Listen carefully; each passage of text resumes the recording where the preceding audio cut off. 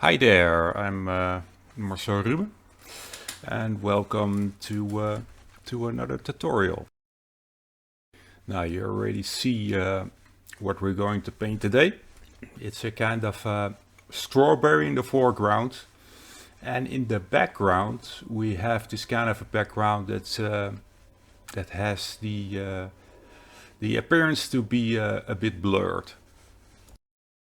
Now let's analyze this strawberry a bit, because there is actually a lot of things happening in the strawberry.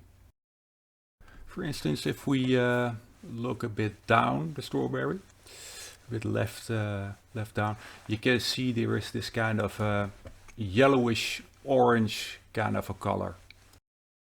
And if we take a look at the right side of this same strawberry, it is totally black. And then the most important thing, and also the important things we paint as last mostly, you see the white highlights, and that will bring the strawberry to the front. So how do we deal with this? Well, we start out with the first layer, and in the first layer, which is basically tint with the mineral spirits, Gamsol in my case, I'm going only to concentrate on the basic color. Obviously no details. So that is kind of a layer that will give us a preparation for the next layer.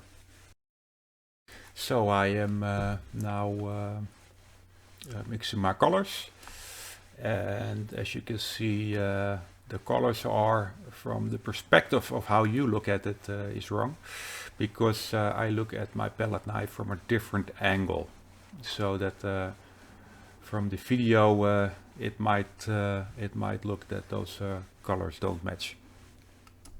Again, important to remember is that we will use in the first layers the OP colors, because that will fill in or kind of block in the painting, and the details is going to be done with more transparency.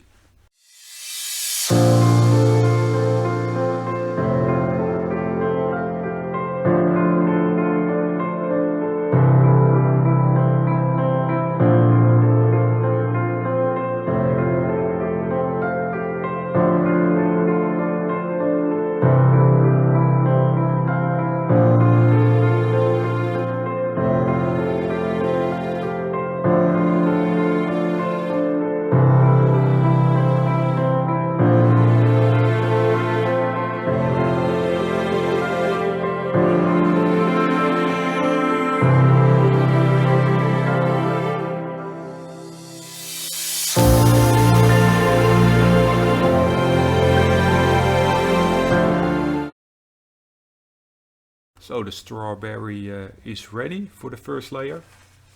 You can see that the whole appearance is a bit dull right now.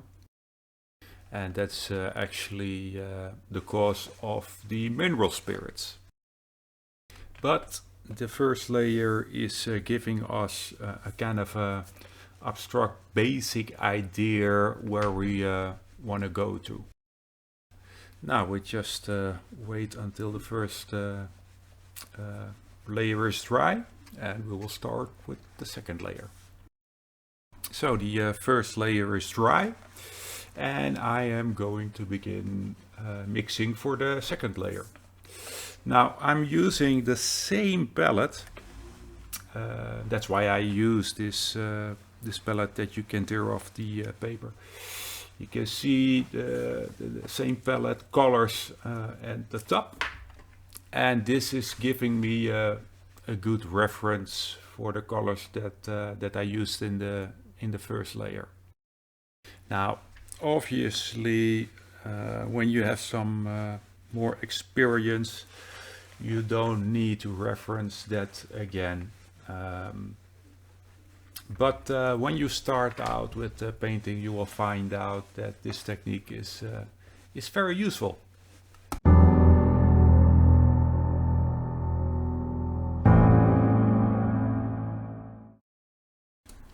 So I'm now going to start with the second layer.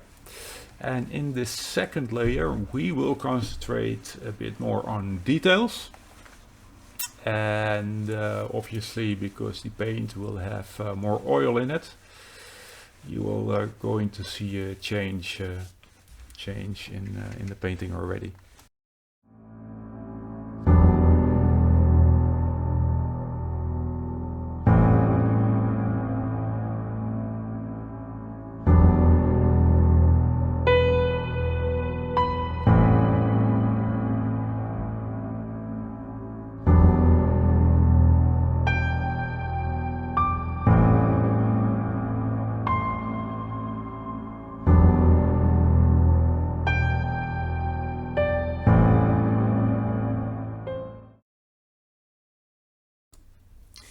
Now we will do the background, and the background in this situation is blurred because the photo camera was having a focus on the foreground. So how do we deal with this? Well, we will mix one color in the other. And this mixing is being done on canvas, or at least in my case, the panel. So you mix it a bit wider, which gives us the illusion of a kind of a blurry background.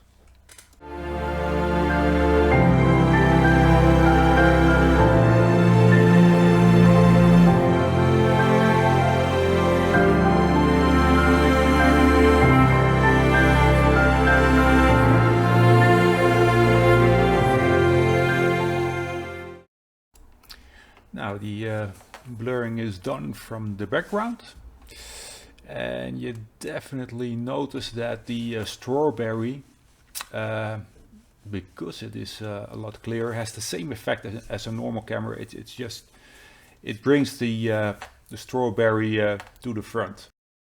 Now you don't see it that good, but the strawberry is made ready for the next glazing layer, the last layers. It looks already quite detailed, but yeah, obviously we have to do some blending work and some finer detail still in there. For now I'm going to finish the ground where the strawberry is on, and as well prepare that for the next glazing layer.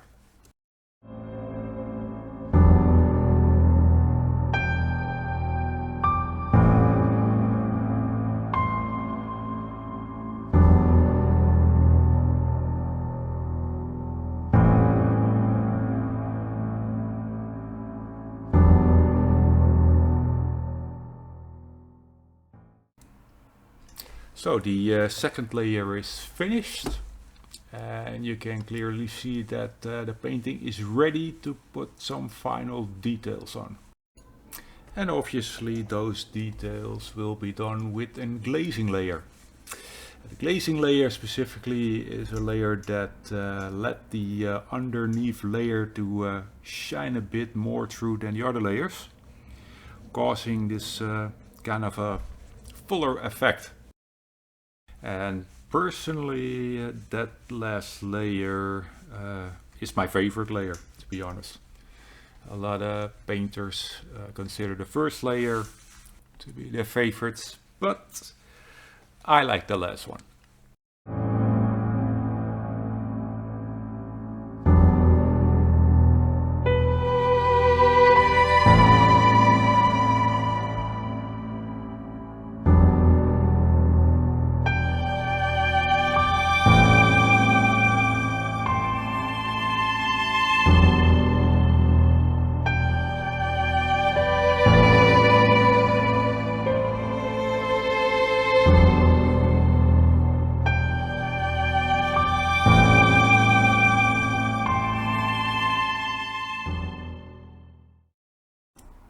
So the painting is ready, and I must say you didn't see the complete time lapse because I only had the glazing movie from the strawberry. Unfortunately, I had a file corruption when I was transferring the movie from the ground. So sorry for that. Be that as it may, the painting is ready, and I will let it dry for approximately 4 days. And after those 4 days, I will give it a retouching varnish.